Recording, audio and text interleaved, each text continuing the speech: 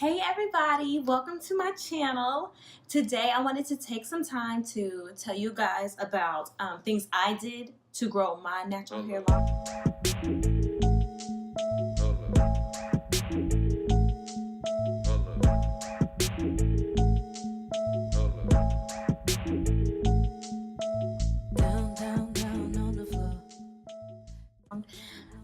I've been getting a lot of questions about what do you put on your hair, what do you use on your hair to grow it so long, and so I'm gonna just tell you guys what I did. I am in no way, shape, or form a professional, so this is just what works for me.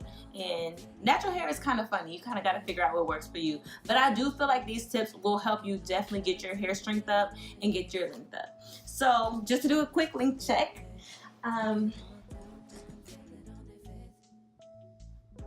This is it right now. I flat ironed it like a couple of days ago, Thursday, and today is Tuesday. I cut my hair in December of 2015, and so it's grown this long since then. That's like 3 years and some change. So I'm super proud of it, and I've trimmed it and cut it a couple times. So I'm excited myself. But the first thing I did was cut all my processed and chemically treated hair off. And by that I mean I transition chopped. So I was natural for like a year and a couple months, and after that time went by, I couldn't take it no more. Like the different textures were clashing. I had like a lot of breakage. So that's when I just decided to cut all the processed hair off. I went to my best friend and was like, hey, can you cut all my straight ends off? And that's what she did. So my first tip would be to make sure you get rid of all the damaged hair. You have to really start on like a clean slate. I'm not saying that you can't transition, but transitioning is gonna be way harder than starting from a strong, solid foundation. My problem was I relaxed my hair.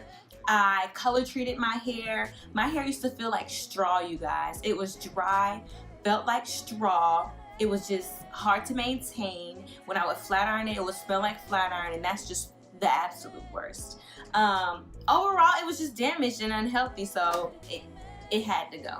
And I know it's hard to cut your ends when you really want length, but what's important is health. So number one should be like the health of your hair and the strength of your hair, and then with that comes the other things like length.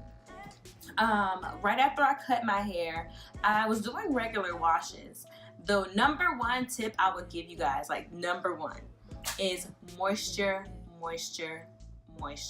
Like moisture is key. That's what keep your hair strong. That's what keep your hair healthy, because once it starts getting dry, it gets brittle, the ends begin to split. It's just, it breaks off. It just goes down here really quickly. So back to my story. So I was doing regular washes. I would wash my hair like once a week when it was shorter and easier to maintain. Every time I washed my hair, I definitely deep conditioned. By that I mean, like, after I wash and condition it, I would get some deep conditioner, put it on my hair. Normally like a Shea Moisture hair mask. That's what I was using back then, which I still use today. I switch it up, but I still do use it. It's really good. And get one of the shower caps and sit in the shower cap for like at least an hour.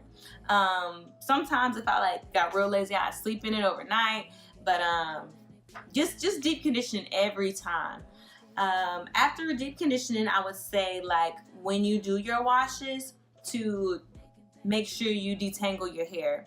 Like for natural hair with me, because since my hair is like long and really kinky these days, I like finger detangle it first. So I'll finger detangle it, usually with the conditioner in. Like after I wash my hair with the shampoo, I use the conditioner and I'll detangle with the conditioner in there.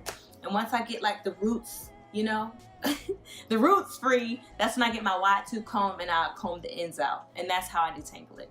No lie, you guys, sometimes, even I'm a victim of it. When we get lazy and we just wash our hair without detangling it, once you actually take the time to detangle it, you will have like a lot of breakage. You'll have like a lot of breakage, like you'll have a lot of hair that come out.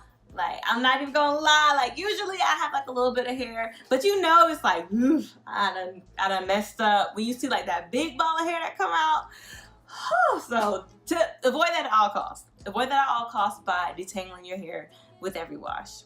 After that, I would say that I did not use heat the whole first year of being natural. I always stuck with protective styles or just, you know, my puff.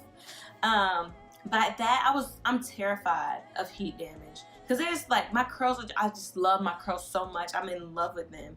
And to hurt them and see them like damaged and limp, looking sad, I just can't do it. I can't do it. So I told myself that, look, I'm not going to use no heat. I'm not going to be that curly-headed girl that have heat damage on one side or one little piece. And because I will cut it off. Like, no lie. Like, if I were to do something to my hair and I get it damaged, that's when I'm going to cut my hair short. Like, I'm going to reemerge with short, natural curls. So that's what I did, because I wanted to focus on the health of my hair, because I wanted my hair to be healthy and strong. And I do believe that's how it ended up growing so long. Just overall TLC, like with the detangling, with the deep conditioning, I actually have another video with my favorite products that I use. Using good products, taking care of your hair, all that helps build the foundation, because the first thing that you want to have is healthy hair, because with healthy hair you have strong, long hair. You know, you don't have long hair doesn't equal healthy hair, but healthy hair can equal long hair. And shrinkage is real, so don't feel bad if you are using all these tips and doing all these things and your hair is still short. Like, shrinkage is real. Once you actually, like, you know, pull it or, you know, actually straighten it, that's when you'll see that, dang, it's strong and long now. Let's see, do I have any other things that I did? Oh yeah, another thing I did, get rid of those ends. Like, don't be that person that never cuts their hair because they want to keep the length, and the ends be stringy and unhealthy and splitting. Please, you guys, please don't be that person. I would suggest just going for regular trims, because I've noticed that with my natural hair, when I wear it like curly and kinky, that the ends sometimes like knot up, and I'll like look at it and I'll see like little knots. They'll be mainly at the bottom, but just go ahead and get rid of that, because I don't know like where the philosophy comes from, but when you cut your hair do grow back like really fast. So get rid of it, like especially if it's split and stuff. It's not doing anything anyway. You can't fix split ends. Like a lot of these little shampoo commercials and hair products be like, oh, this will fix your split ends. And that's a lie. All they do is like coat the split ends, but there's nothing you can do to fix split ends. Just go ahead and get rid of them and cut them. Very important. All right, and there you have it, you guys. That wasn't like a lot of tips, but it's good to get your start, to get your foundation, and to, you know, get your natural hair, strong, healthy, long natural hair journey on, or on to the jump start. So as a conclusion for everything, I would say that start on a fresh foundation. So, you know, get rid of the damaged hair. Moisture is key. Make sure you're always deep conditioning. Back to cutting those ends, make sure you get rid of those. Try not to overdo it on the heat or any other kind of chemical things like hair color, texturizers, things of that nature. And with these tips, you'll be on your way to long, healthy hair. Alright, see you guys till next time. Love you. Oh, I also forgot to mention, definitely like, subscribe, ask me questions. If you guys want to know how I got my hair straight like this, my straight hair routine, well, my flat iron routine, then definitely let me know. I'll definitely be in contact with you guys. Okay, bye for this time. Take it all down, make